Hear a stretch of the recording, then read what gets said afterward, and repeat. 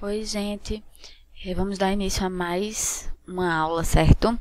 Normalmente, vocês vão ver no capítulo de vocês poríferos e quinidários, os dois juntos, tá bom? Mas a gente vai dar separado, porque a gente tá num ritmo bom de aula e para também não confundir a cabecinha de vocês, tá?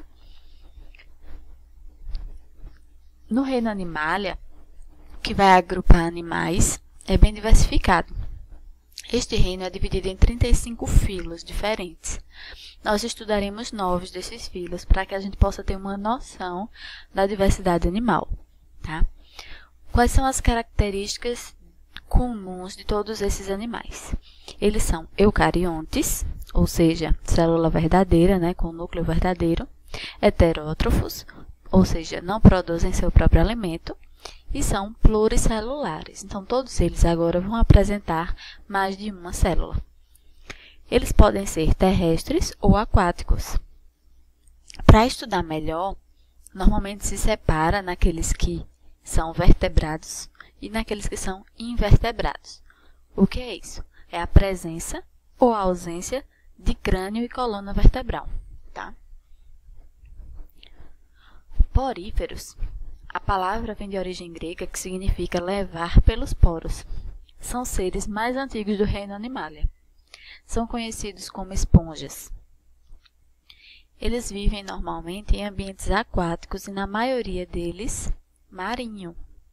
Os animais, eles vivem fixos em rochas e conchas.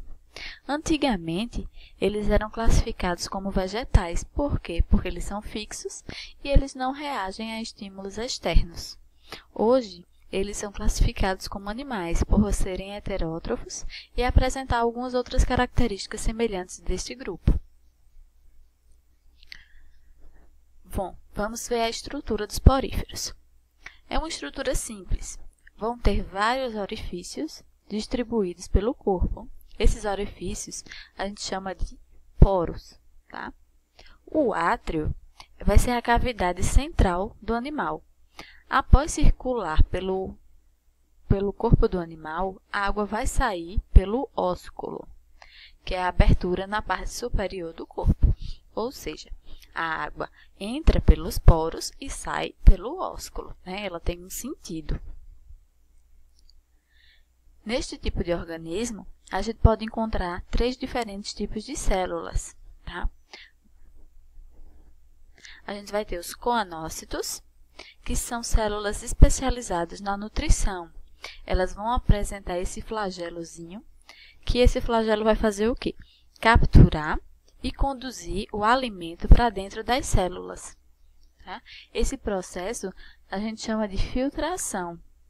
A digestão desses animais já vai ocorrer no interior do coanócito. Temos também o amebócito, que são células que vão ficar próximas aos coanócitos.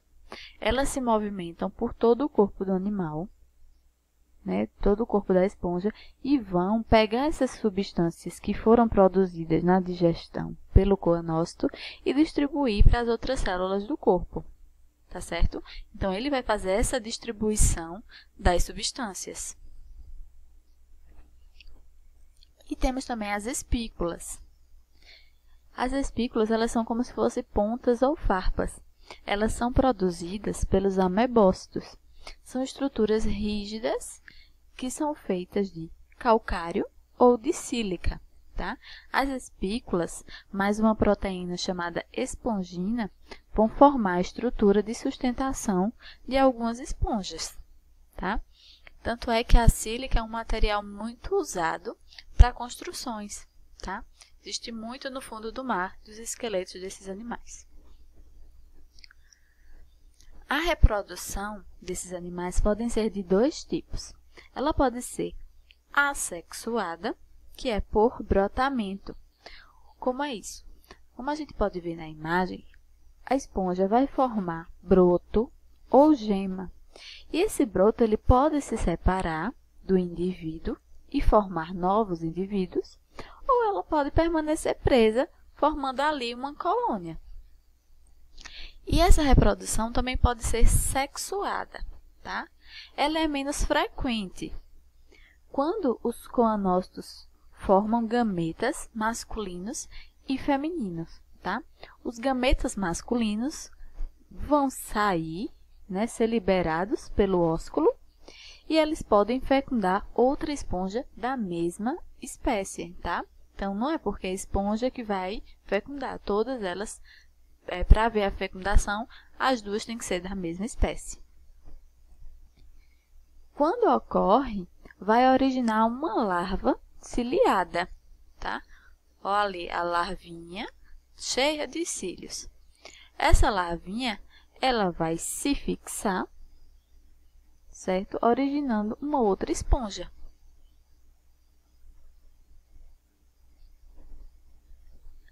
A regeneração é uma característica muito importante dos poríferos, tá?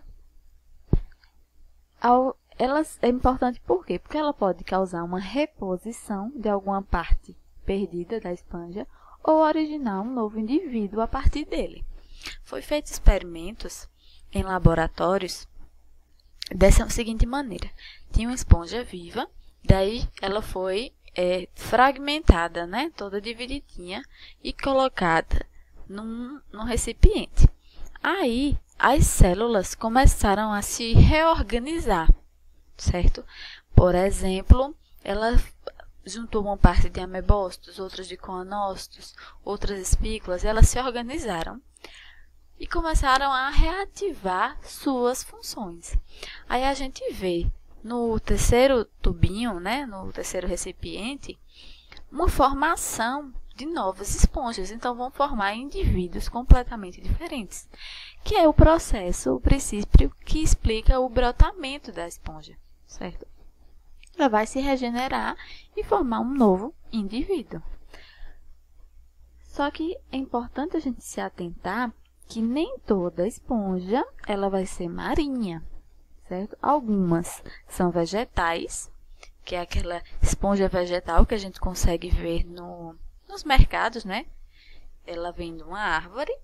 E temos também as esponjas sintéticas, como, por exemplo, aquelas que a gente lava nossos pratos, tá? É uma esponja sintética, não é uma esponja marinha. Pronto, gente, essa foi a aula, bem curtinha. Nessa primeira atividade que mandei para vocês, só mandei sobre os poríferos, na próxima eu mando somente os quinidários, tá? E a gente vai estudando mais agora o reino Animalia.